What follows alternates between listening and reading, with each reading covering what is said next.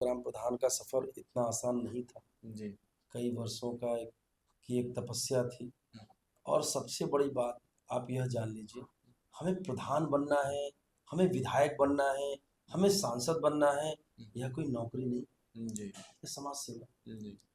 और अगर हम मन में यह बात रख करके बात कर रहे हैं, हमको विधायक की तैयारी कर रहे हैं, तो ये क्या शब्द होता है? विधायक की तैयारी कर रहे हैं, कोई आईएएस की तैयारी कर रहे हैं क्या? कोई बैंक के क्लर्क की तैयारी कर रहे हैं क्या?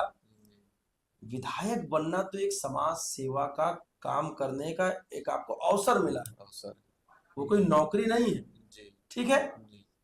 तो इस नाते से मैंने कभी सोचा ही नहीं था प्रधान बनना, हम्म। लेकिन प्रधान पद गांव के विकास में महत्वपूर्ण भूमिका निभाता है, प्रमुख निर्णय ले सकता है। इस नाते से मन में भाव आया कि ग्राम प्रधान बन करके ऐसा व्यक्ति को निश्चित रूप से ग्राम प्रधान बनना चाहिए जो शिक्षित हो, जिसके पास सूझबूझ हो, निर्णय लेने की और तर्क करने की क्षमता उसके पास हो। जी। ऐसे व्यक्ति को ग्राम का नेतृत्व करना चाहिए और गांव के लोगों को भी ध्यान देना चाहिए कि ऐसे व्यक्ति को चुन करके प्रधान बनाए या अपने क्षेत्र का प्रतिनिधि बनाए। वर्तमान राजनीति में जी साहब बारी समाज से आते हैं। उत्तर प्रदेश की जब बात की जाए, जब भारत की बात की जाए, आज राजनीतिक चर्चा होती बारी समाज को भी बुलाया जाता है। सत्येंद्र बारी ने उस चीज बारी समाज के नाम को विश्व पटल, प्रदेश के पटल पे, भारत के पटल पे लाए हैं। उस बारी समाज के बारे में कुछ बताएं, उसकी पृष्ठभूमि इतिहास के बारे में बताएं। देखिए, निश्चित रूप से ईश्वर ने आपको जिस जाति में, जिस धर्म में जन्म दिया है, उसका लिए आपके अंदर गर्व का भाव होना ही चाहिए। जी। और आप जब बारी समाज का इतिहास जानने का प्रयास करेंगे, मैंने बहुत प्रयास किया अपने इतिहास को जानने का, जी। और जितना ही मैं इतिहास के पन्नों को पलटता गया, उतना ही मेरा हृदय गर्व से भरता गया कि हमारे समाज के, हमारे किसी भी पूर्वजों का कोई कलुषित इतिहास नहीं। जी। अन्य वर्ग, अन्य धर्म, अन्य जातियों में कभी कभी यह देखा गया है कि व्यक्तिगत स्वार्थ के लिए, राज्य के लालच के लिए या किसी युवती के लिए उन्होंने देश के साथ गद्दारी करने का काम किया, राजा के साथ गद्दारी करने का काम किया। हमारे किसी भी पूर्वज का, चाहे वीर शिरोमणि कीरत बारी जी हो, चाहे वीर शिरोमणि रूपन बारी जी हो, चाहे राजा शिवदीन सिंह बारी जी हो, चाहे तवक्कल बारी जी हो, ऐसे हमारे कई महापुरुषों ने निस्वार्थ भाव से, मन में भाव रख करके नहीं कि मुझे राज्य मिलेगा, मुझे कहीं साम्राज्य मिलेगा, ऐसा भाव रख करके नहीं, एक राष्ट्र ही सर्वोपरि है और राष्ट्र हित के लिए अगर सर्वस्व का त्याग करना पड़े, न्यौछावर करना पड़े, तो एक क्षण नहीं सोचेंगे। ऐसा उदाहरण प्रस्तुत करते हुए हमारे समाज के पूर्वजों ने इस देश के लिए अपने प्राणों का बलिदान दिया। उनके ही वंशज में हूँ, तो निश्चित रूप से उन महान पुरुषों की ही विचारधारा, उनकी शक्तियां, उनका बाहुबल ही हमारी सिराओं में बह रहा है रक्त के रूप में।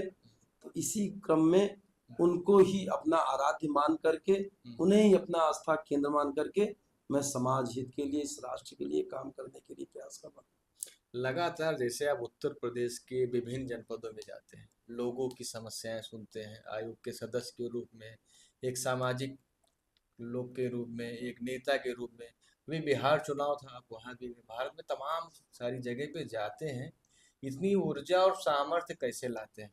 भैया, वो तो ईश्वर लाते हैं। सामर्थ्य, जन्म, मृत्यु, स्वास्थ्य वो ईश्वर के हाथ में है। मैं देखा हूँ गांव में कई ऐसे बुजुर्ग हैं जो 80 साल की अवस्था के हैं, सुर्ती खाते हैं, तंबाकू खाते हैं, शराब पीते हैं। हालांकि मैं इसके लिए प्रेरित नहीं कर रहा हूँ, मैं एक उदाहरण दे रहा हूँ। और उनसे आप पूछिए कि बाबूजी कब से कर रहे हैं, बच्चा बचपने से कर रहे हैं, उन्हें कुछ नहीं हो रहा है। और यहीं आपको उदाहरण देखने को मिलता है कि छोटे बच्चों को कैंसर हो जा रहा है। बिल्कुल। तो मैं निश्चित रूप से इसमें मैं मानता हूँ कि ईश्वर का ही सब उसमें वो है, पूर्व जन्म का भी कहीं कुछ होता है। तो जन्म, मृत्यु और स्वास्थ्य पर ईश्वर का ही एकाधिकार है, वही सब तय करते हैं, वही मुझे प्रेरणा देते हैं। और मन में एक आग है। देखिए, मैं साधारण शरीर से नहीं चल पा रहा, अगर मैं साधारण शरीर से चलता, मैं निश्चित रूप से नहीं चल पाता। ईश्वर की प्रेरणा से, माँ की प्रेरणा से मैं चल रहा हूँ। और जब मैं सोने का प्रयास करता हूँ, मुझे रातों में नींद नहीं लगती। बहुत लोग, आपने सुना होगा, लोग कहते हैं रात में भी आपको मोबाइल पे देखता हूँ तो आप ऑनलाइन दिखते हैं व्हाट्सएप पे। रात रात भर जागरण होता है। कब मैं सो लेता हूँ, प्रवास के दौरान ही एक झपकी ले लेता हूँ, उससे मेरी नींद पूरी हो जाती। और यह क्रम आज 2010 से लेके 2015 2025 चल रहा है। 15 साल से लगातार मैं कब पूरी रात नींद भर सोया मुझे पता नहीं। 4 दिन 5 दिन की रात भर के जागरण के बाद एक दिन की बेहोशी वाली नींद मुझे आती है, और उस दिन मैं अच्छे से सो जाता हूँ, सवेरे उठता हूँ, फिर तैयार हो जाता हूँ एक हफ्ते के लिए। लगातार मन में भाव है कि मैं नहीं तो कौन। और हर व्यक्ति, देश के हर नागरिक को जरूर जिस दिन यह सोच ले कि मैं ही इस राष्ट्र के लिए बेहतर काम कर पाऊंगा, उस समय किसी की आवश्यकता नहीं पड़ेगी। आप स्वयं सक्षम हो राष्ट्र के उत्थान में महत्वपूर्ण भूमिका निभा रहे हैं। और यही क्रम लेकर के आपको बता दें कि हर व्यक्ति को यह प्रयास करना चाहिए कि आपको जो जिम्मेदारी मिली है उसका निर्वहन अगर अच्छे से करें, हमें किसी की आवश्यकता नहीं पड़ेगी। एक झाड़ू लगाने वाला अगर अपने झाड़ू को अच्छे से लगाए तो क्या आवश्यकता पड़ेगी। इसी तरह एक IAS ऑफिसर अपने कर्तव्यों का निर्वहन अच्छे से करे। हमें जिस भी दायित्व को आज तक ईश्वर ने अवसर दिया है काम करने का, आयोग के सदस्य के रूप में जब मेरी योजना हुई तो मैंने उसका अध्ययन किया। सबसे पहले सबको अध्ययन करना चाहिए कि हमारे अधिकार क्या है, हमारे कर्तव्य क्या है, हमारी क्षमता क्या है। मैंने उसका अध्ययन किया। मैंने ये पाया कि आयोग को अभी तक लोग यह सोचते थे कि आयोग लखनऊ में कोई एक कोर्ट है जहां हम अपना आवेदन देंगे तो हमारी सुनवाई के लिए अधिकारियों को बुलाया जाएगा। हमने यह देखा कई ऐसे भी मामले आते थे। पहली बात तो उन मामलों को वही निस्तारित किया जा सकता था, उनको आयोग में लाने की जरूरत नहीं थी। और गांव का आम आदमी आयोग के बारे में जानता ही नहीं था। एक वर्ष में जब मैंने सघन प्रवास किया, आपको बता दूं कि आयोग में योजना के अगले दिन से ही 365 दिन अगर मुझे एक वर्ष में अवसर मिला तो 340 दिन मैं गांव में ही रहा हूं, समाज के बीच में ही रहा हूं, अपने घर नहीं गया। बचे दिन जो आप कहेंगे बचे दिन कहा, तो बचे दिन जो थे उस 25 दिन में मुझे 18 दिन माँ की मृत्यु के कारण घर जाना पड़ गया था, और 4-5 दिन मैं और गया हूँ किसी कामवश घर जो जाना पड़ा। नहीं तो मैं लगातार समाज के बीच में ही रह करके, और उसका लाभ मैं बता दूं, प्रेरणा आपने कहा कैसे मिलती है। जब मैं सोनभद्र के भवनी गांव में गया, लोगों के पैर में चप्पलें नहीं थी, ऐसी गरीबी, ऐसे अभाव में जब महिला कह रही बचवा हम 20 साल से दौड़त रही और तोहरे कारण हमके न्याय मिल गया, मैं बता दूं रोए भरभरा जाते संतुष्टि, और लगता है नहीं यार बहुत काम है करने के लिए। और वही मैंने संकल्प लिया कि एक भी दिन घर नहीं बैठूंगा, और लगातार उसी संकल्प को स्वीकार करते हुए, मन में भाव रखते हुए लगातार प्रवास कर रहा हूँ। आज भी प्रवास कर रहा हूँ। आज भी मैं लखनऊ में, घर पे नहीं हूँ, घर मेरा चंदौली में है। जबकि कभी कभी पिता पुत्र के नाते मैं बता दूं, अब मैं एक अयोग्य संतान हूँ। माँ को ऐसा मैं इसलिए बता दूं, मैं हमेशा कहता हूँ मुझे नींद इस नाते से नहीं आती। माँ के यहाँ शब्द वो मुझे आज भी भैया याद रहते हैं। मैं जब माँ ने मुझे कहा कि समाज के लिए काम करना है, करते करते मैं ऐसा दौड़ा परिवार से अलग हूँ। ठीक है, लगातार बाहर प्रवास के कारण पहले माता पिता का फोन ज्यादा आता था, फिर आते आते उनका भी धीरे धीरे कम होने लगा फोन, और फिर मेरा आयोग में चयन हुआ तो मैं और तेजी से काम करने लगा। उसी क्रम में माँ मुझे बुलाती थी तो मैं माँ से ये कहता था, माँ किसने मुझे इस तरफ प्रेरित किया? आपने ही तो प्रेरित किया। अब जब मैं समाज के लिए कर रहा हूँ तो फिर क्या कह रही हूँ, फिर क्यों ऐसा कमजोर हो रही? जीवन के अंतिम समय मुझे लगता था मेरी माँ को यह आभास हो गया था कि मेरे पास अब समय नहीं। मैं आपको बता दूं वो समय मेरी माँ के शब्द थे कि बेटा ऐसा है कि समाज के लिए कर रहे हो ना। मेरी माँ बहुत अच्छी वक्ता थी और मेरी गुरु है वो, ठीक है। मेरी माँ ने कहा कि अब ये बताओ कि उस समाज का एक अंग मैं भी तो हूँ। बिल्कुल बिल्कुल, मैं नहीं हूँ क्या? मैंने कहा नहीं माँ, ये तो सही कह रही है कि उसके नाते तो मेरे पास आओ। जो गांव भर, पूरे देश भर, प्रदेश भर जो बुजुर्गों का पैर छू रहे हो, उनको न्याय दिला रहे हो, मुझे भी न्याय चाहिए। मेरा बेटा मेरे पास नहीं है। ये बहुत तार्किक बात थी और बड़ी व्यवहारिक बात है।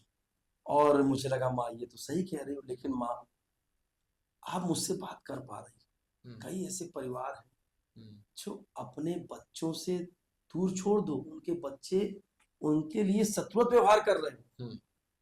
मुझे उनको न्याय दिलाना है। जी। कई समाज के कई ऐसे लोग जो आज भी थाने में जाने से डरते हैं, वहां उनको जाकर इंसाफ दिलाना, उनकी आवाज बनना, उनको ताकत देना।